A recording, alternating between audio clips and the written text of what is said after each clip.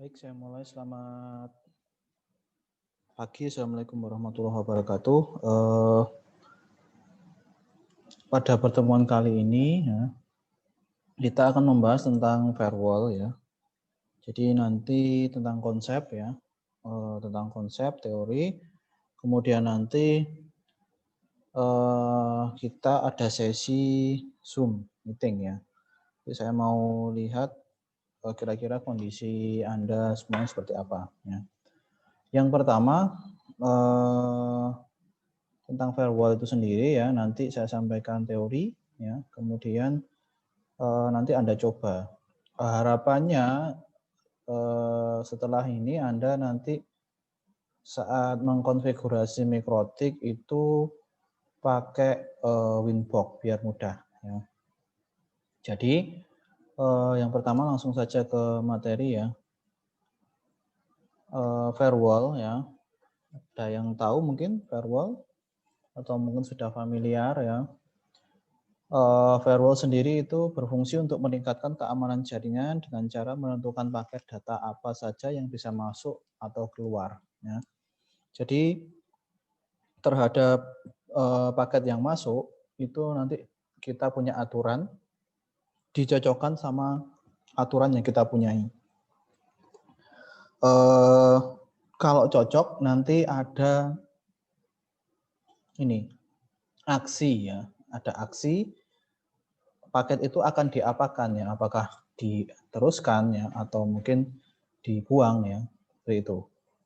Nah, pada umumnya firewall itu akan memeriksa header dari sebuah IP paket, ya.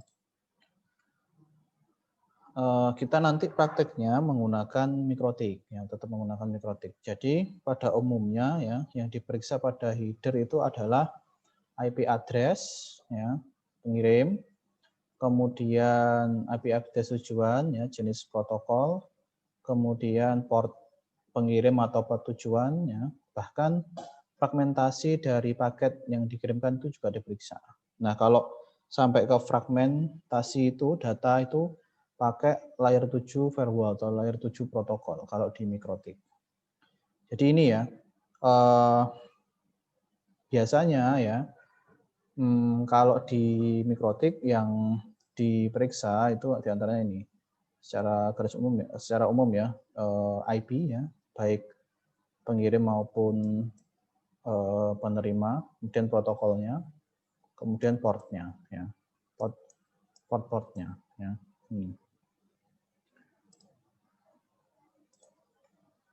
Nah, kemudian kalau firewall itu biasanya bekerja dengan prinsip if then, ya, if then. Jadi kalau ada kondisi seperti ini nanti maka seperti apa, ya. Nah, kalau actionnya di mikrotik itu ada banyak, ya. Di antaranya yang umum adalah accept, drop, sama reject, ya. Accept itu seperti apa? Ya, paket diterima dan tidak melanjutkan membaca baris berikutnya.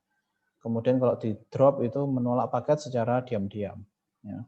Kemudian kalau reject itu menolak paket dan mengirimkan pesan ICMP, ya. Ada juga jam, ya, itu melompat ke chain lain yang ditentukan.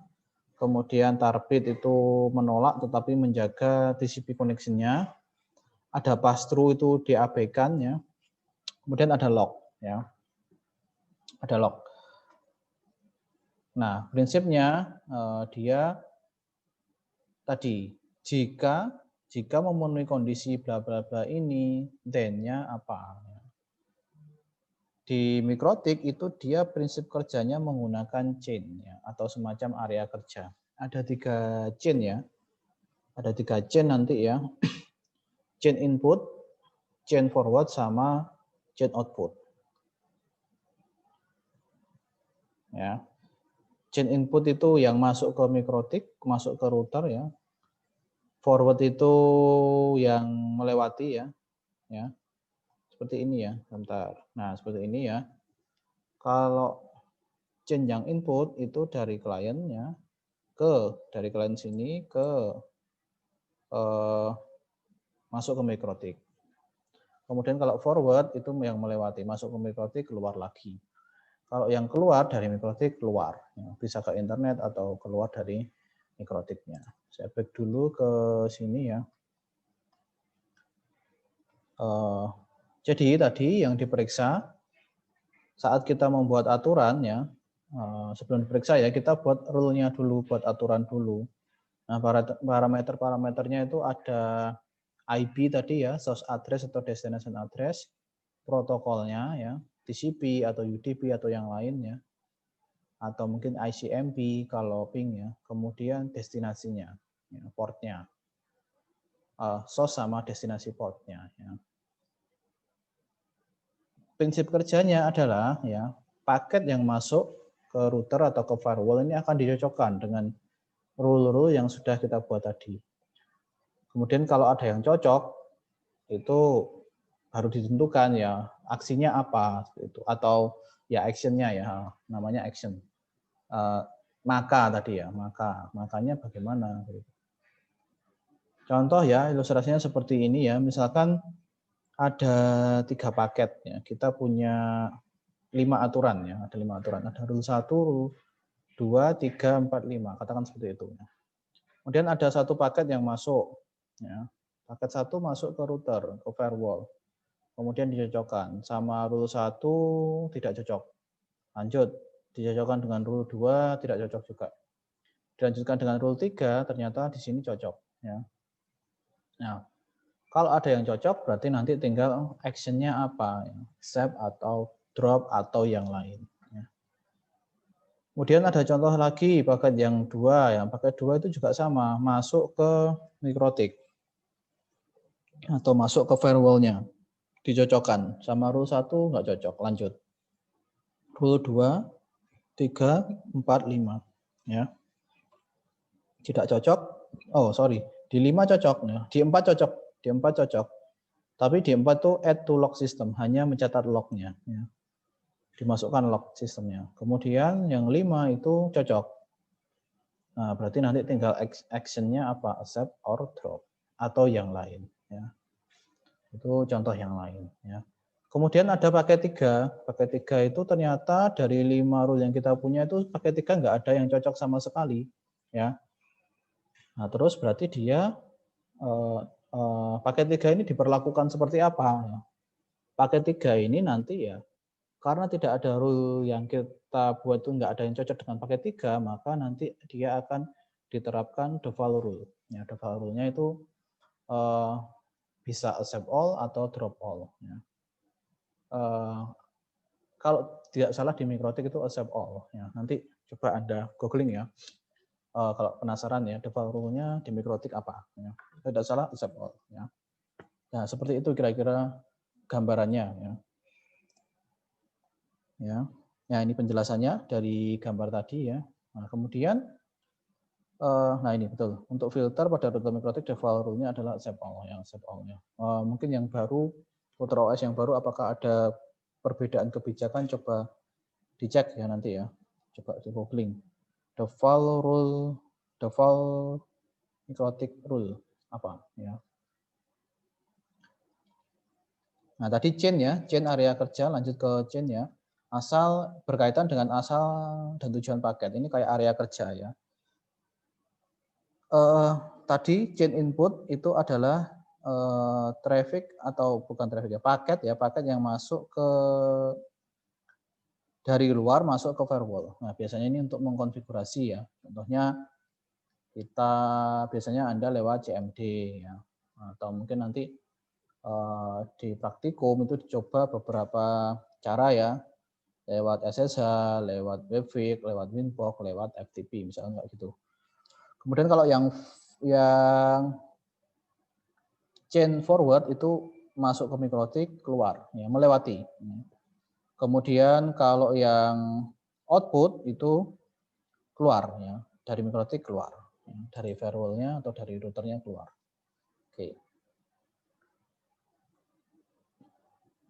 Itu ya, ada 3 chain ya. Nah ini secara struktur diagram seperti itu ya.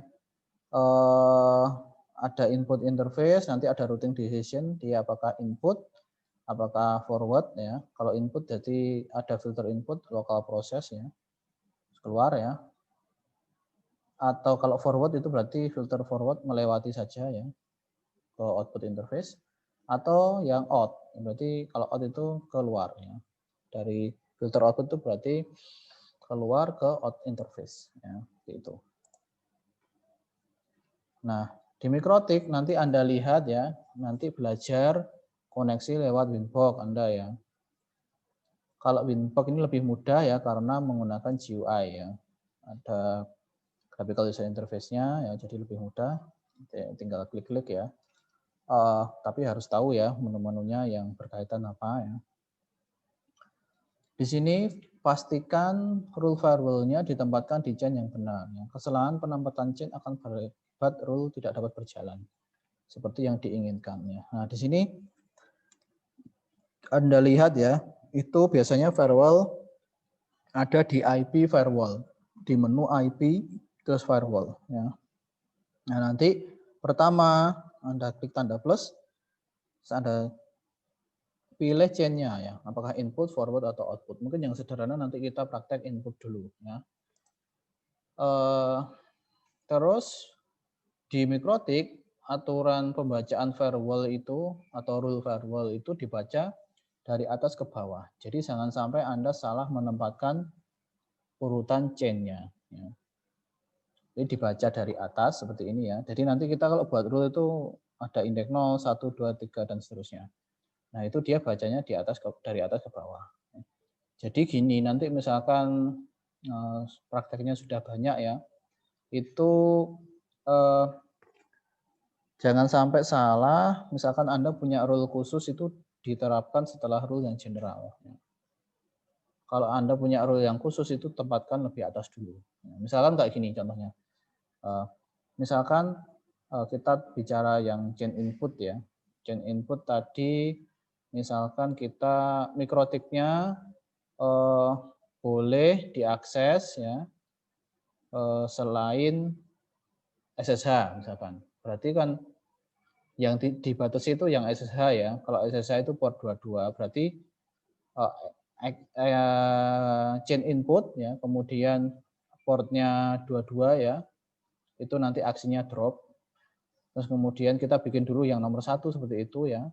Baru yang bawahnya accept chain input ya, actionnya accept ya, chainnya input, actionnya accept untuk yang lain, aturan yang lain. Berarti nggak usah dibatasi portnya. Ya. Seperti itu. Tapi kalau Anda balik ya, chainnya input, accept all-nya dulu di indeks 0, itu nanti kalau ada SSH tetap bisa masuk. Ya, karena dia dibaca dari atas ke bawah. Jadi jangan sampai salah saat nanti Anda sudah praktek, urutan menempatkan rule-nya, jangan sampai kebalik. Jadi yang khusus-khusus itu ditaruh lebih dulu, ya, biar memenuhi kondisinya. Ya. Oke.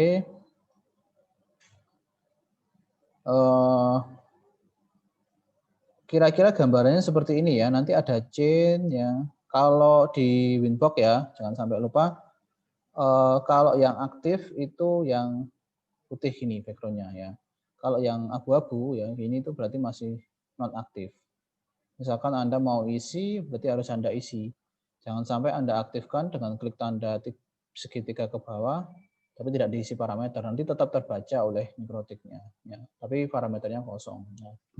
Jangan sampai seperti itu. Terus ada kotak biasanya ya. Kotak ini kalau di centang itu berarti negasi. Ya. Gitu ya. Terus ada advance, ada extra ya. Itu pengaturan yang lain, yang lebih detail lagi biasanya. Ya. Oke, ini taktik ya. Mungkin skip dulu ya. Nah gini, tadi sudah dibahas di depan bahwa firewall itu bekerjanya dengan prinsip if then. If-nya itu yang mana? Kalau Anda ngisi 3 tab ini, general, advanced, extra itu adalah if-nya, kondisi-kondisinya yang harus terpenuhi. Atau rule-rule-nya ya, diisi di situ. Nah kemudian kalau terpenuhi 3 kondisi ini, ya di antara 3 kondisi ini, kalau diisi semua ya, atau mungkin yang umum general ya, itu dia ngapain? Nah itu dia ngapain itu ada di action ya. Then-nya itu di action. Yang kanan itu statistik ya, berisi statistik. Ya. Nah, terus yang digunakan tadi sudah saya sampaikan di awal banget tadi IP header ya. Yang diperiksa itu apa? Ada IP-nya sendiri, baik sumber maupun tujuannya, source atau destination, ada protokol ya, ada tambahnya lagi ya, ada interface, ya, interface in interface atau out interface-nya. Nah, yang umum diisi itu ini biasanya. Ini di tab general di Mikrotik ya. Nah, kemudian aksinya yang tadi ada banyak tadi. Ya. Mungkin yang perlu jadikan perhatian di sini, drop sama reject bedanya apa? Ya, kalau drop itu nggak ada keterangannya, terus putus saja. Misalkan masuk putus ya putus. Tapi kalau reject masih ada respon. Kayak misalkan ping ya, ping itu masih ada respon kadang ya, itu berarti mungkin dia reject. Ya. Destination unreachable itu salah satu pesannya. Nah itu berarti di reject. Masih ada pesan pesan responnya, pesan baliknya ke sumber ya. Oke, nanti bisa Anda baca. Nanti kita praktek yang sederhana seperti ini ya. Chain input ya. Jadi dari keluar masuk ke firewall. Oke. Nanti untuk praktek ya bisa lihat ini karena ini untuk praktek kondisinya ya nggak pakai ini ya.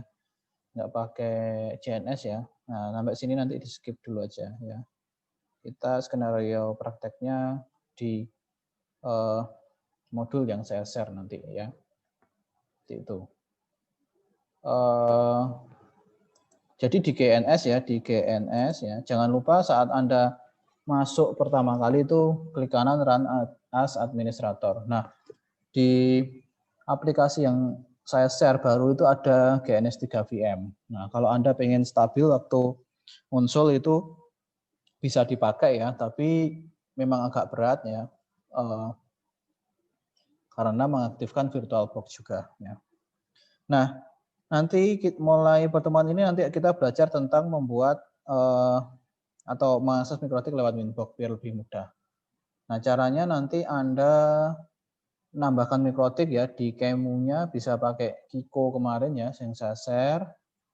Kemudian nanti bisa ditambahkan ya di edit preference itu network-nya ya. Network-nya bisa ditambahkan ya. Di sini ya di Kemu terus di edit ya, bukan edit. Biasanya default-nya di bagian network ya. Biasanya default-nya 1 bisa Anda tambahkan sampai 4 ya. Nanti ada ether 1, 2, 3, 4 berarti. Ya. Terus nanti Anda install loopback adapter ya. Loopback adapter Anda install ya. Ada di device manager, kemudian nambahkan driver di situ. Nah, tujuannya nanti agar bisa kita konfigur lewat Winbox. Nah, nanti kira-kira kayak gini. Anda lihat ya di network ya. Nanti kalau Anda sudah install loopback adapter itu dia tempatnya di sini. Nanti kelihatan ya. Nah, di sini ada aktual ya, Ethernet ini aktual, Ethernet 2 ini ada loopback adapternya, Ether 3 ini VirtualBox only. Nah, tujuannya nanti kita gunakan yang 2 ini, Ether 2 loopback adapter. Nah, Anda harus tahu ya, yang loopback itu Ether berapa. Nah, nanti dipilih saat mengkonekkan dengan switch ya. Itu Anda harus tahu. Anda sesuaikan ya. Mungkin di laptop Anda atau di PC Anda enggak selalu Ether 2 atau mungkin Ether 3 atau 4 yang lain ya. Lihat aja yang loopback adapter di mana.